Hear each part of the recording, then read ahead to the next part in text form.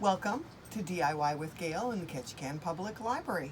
Today we're going to make a little tray. Just a simple little tray. It actually ties in the corners here.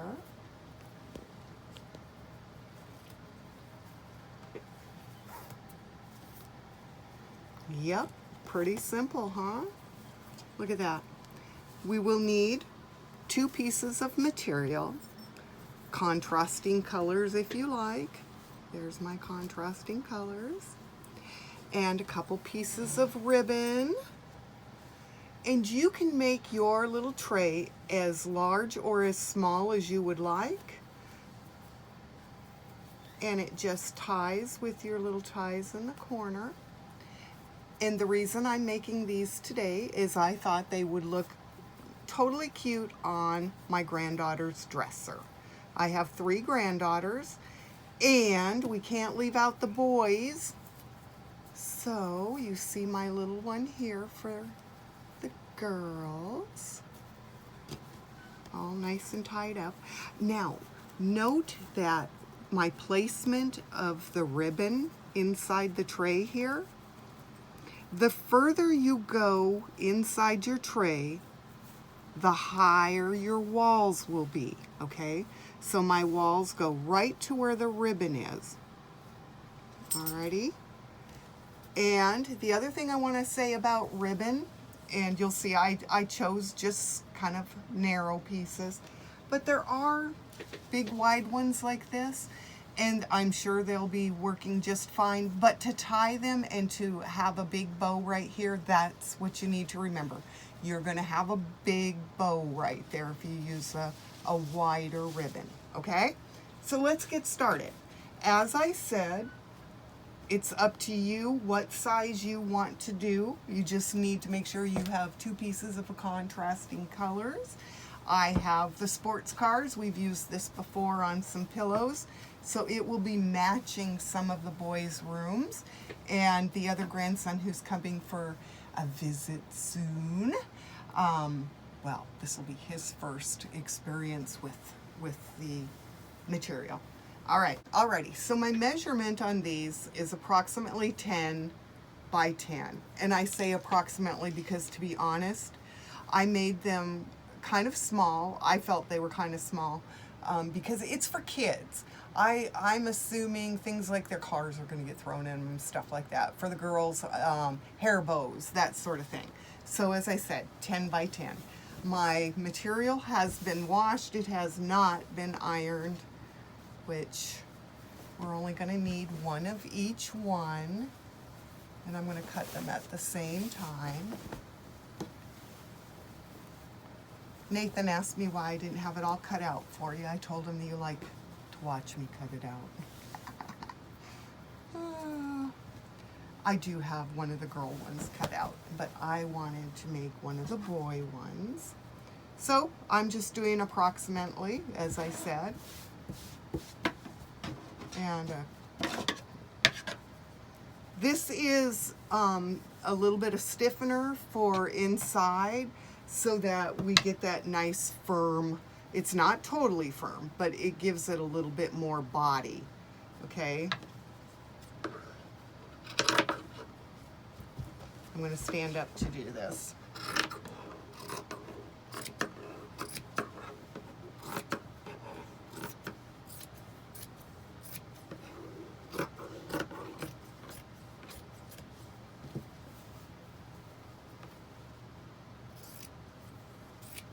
And then we're going to head over to the iron and iron our pieces of material flat, and then use, this is an iron-on stiffener, and I'm just going to push this out of the way.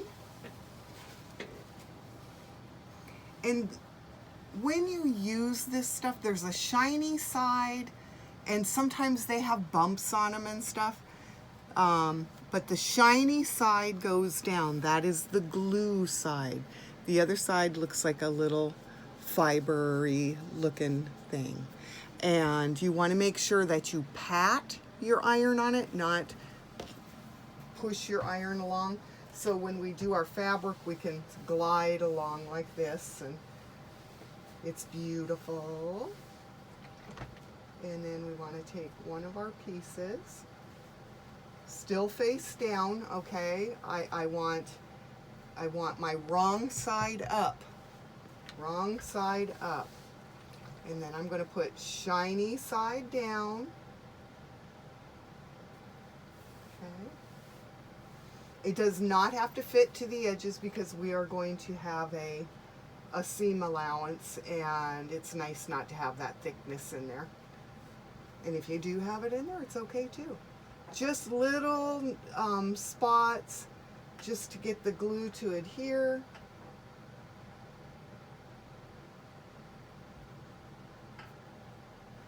Almost. Okay, and then once you have that on, we're going to do right side up. There's our cars. And then this one is going to go, they're going to go right sides together.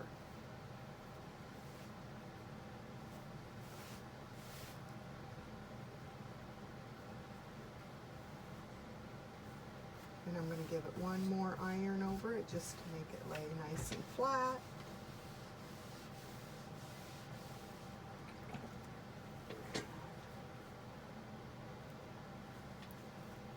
I can bring this over here so you don't have to reach quite as far, Nathan. It's in this one.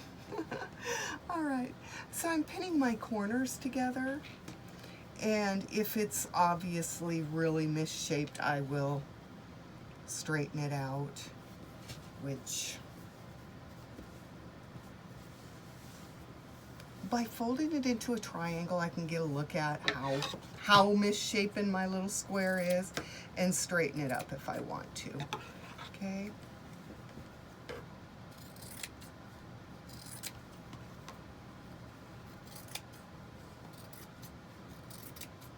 So I want their little corners to come out nice. Now, we are also going to leave an opening so we can turn this, okay? Let me make sure my racing is, yep, my racing is going the right way.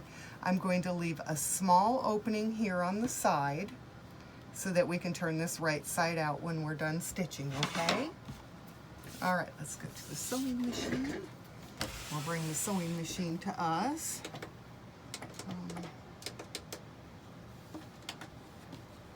Make sure that all of my stitch lengths and fancy stitching is turned off, and here we go.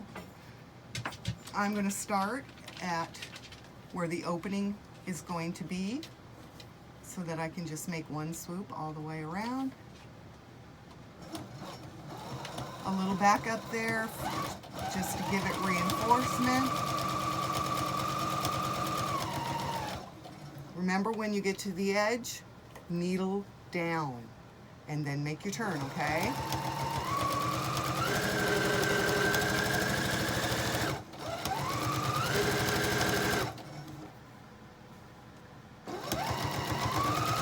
For some reason, I just had this sinking feeling. I went and put it wrong way, but nope, it's all good. Okay? Just remember, on those corners, make your needle down.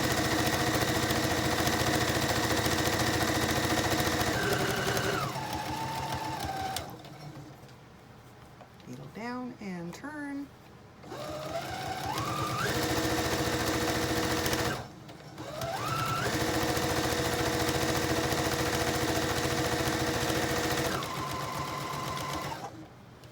Needle down and turn.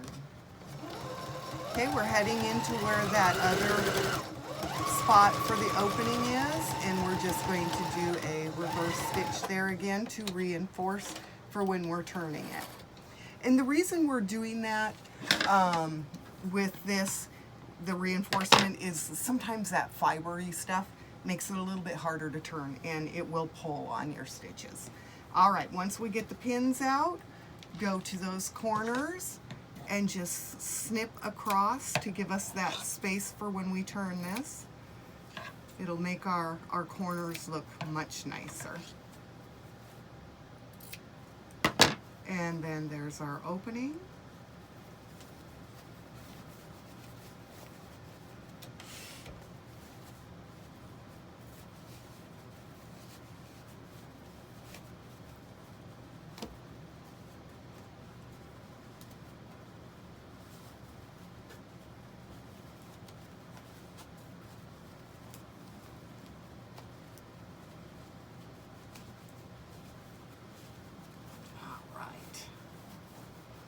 as I said, it depends on your heaviness of your fiber to whether how hard it is or how firm your bottom to your little tray is going to be.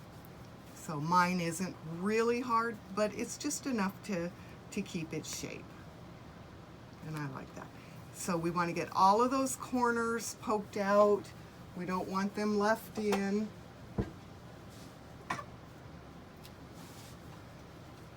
Give them a little poke with your potter wand.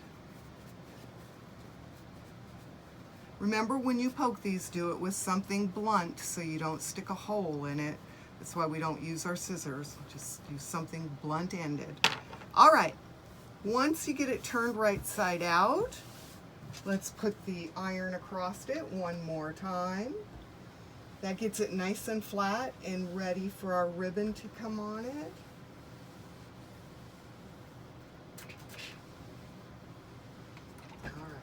I do still have that little opening right here that we just turned.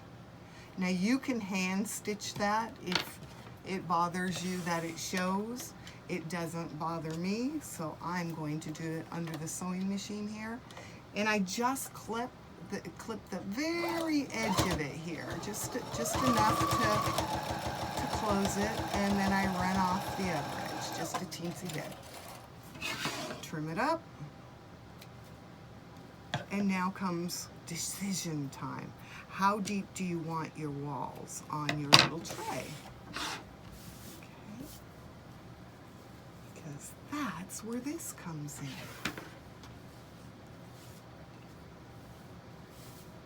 in. And what side do you want the inside? I think I would like to have this side as my inside because, of course, that's what's going to be showing the most. And I'd like the cars to be showing. So I think I'm going to make this one a little bit deeper than that one. So I'm going to start, I think I'm going to make them 2 inches. And then just,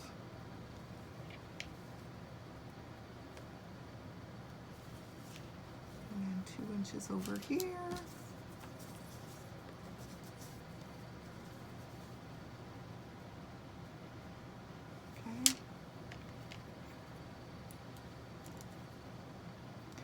Now, if you want to do a fancy stitch over the ribbon, which I did pick one, number 22, which means I have to make my stitch length a little bit longer.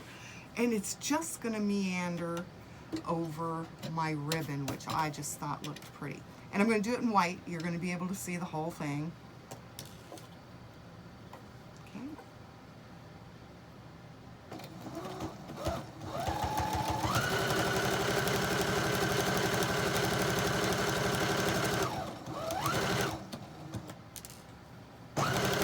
Measured in the middle, I think, but that's okay. I'm good with it.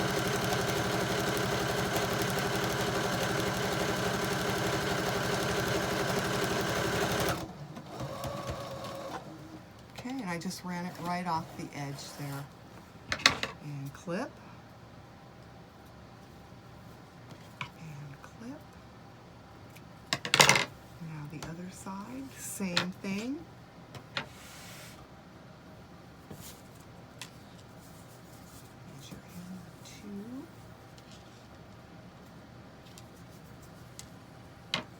Over on this side, right there.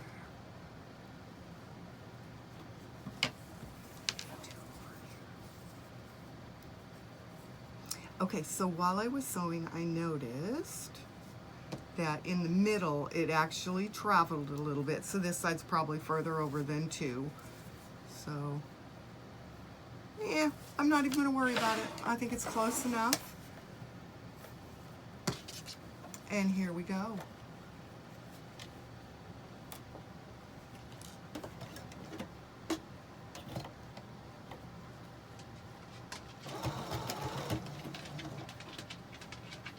And just pull slightly, and that way it keeps your ribbon nice and straight. And we're only going over a small distance, So the movement isn't like it's a big movement. It's just small. The kids aren't going to notice.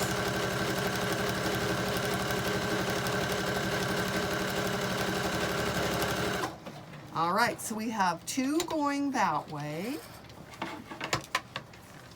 And I'll hold it up so you can see, okay? And I got my thing tangled here.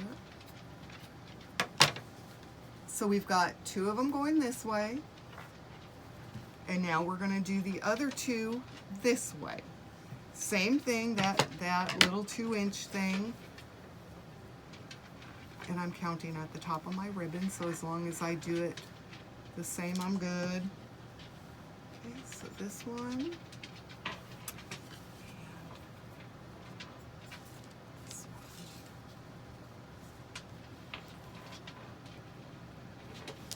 Right about there.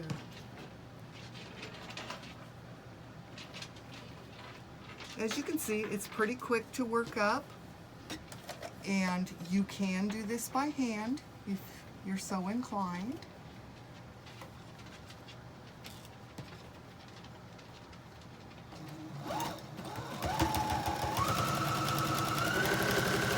I just like the little swirly. I just think it, or not swirl, but curvy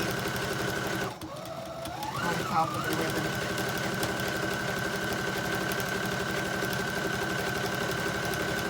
And I'll show you after we get that last one on what that looked like. The ribbon that I used on the little girl tray is a velveteen. It has a little velvet feel to it, which was very nice. I liked that. And I like the way that the thread sunk down into the fabric of the ribbon. And of course I only had enough to do one, otherwise both of them would have been done with that pretty little ribbon. All right. Yeah, that one was way off, I'm sure. Yep.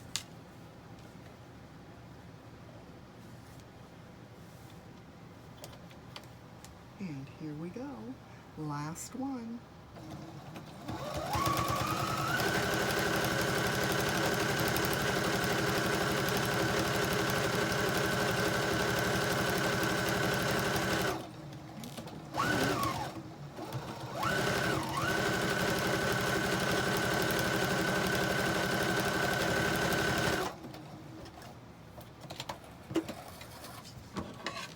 And that's all there is to it. Now it just gets tied. Let me just take our corners and tie. Just a cute little bow. You can adjust your size and the lengths of your ribbons at this point.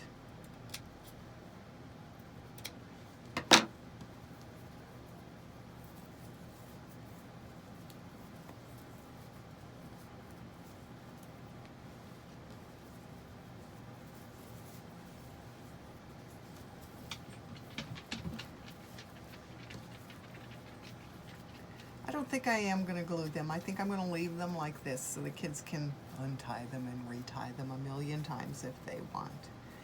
And by putting that one a little bit taller on the side, like I said, we took that one in 2 inches. This one was 1 inch. It looks pretty cool. Come on in and take a peek at the stitching over that velveteen, that ribbon. I just thought that was so pretty. And like I said, that was just a little stitch on my machine, number 22. And it just kind of loops back and forth, meanders across it. And then on this one, you can see, yeah, just gave it a little bit more detail. All right. And then I'd like to say, give it a try. And here's the last one through the magic of editing, etc. I used the big pink ribbon. There it is, all sewn up. Now I did put these little notches in the ribbons here. Okay, and I can show you how to do that, I think. Let's see if I can do this. Okay, pinch.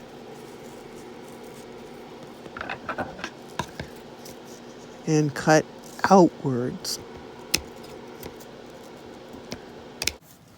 And here's the end result of that one.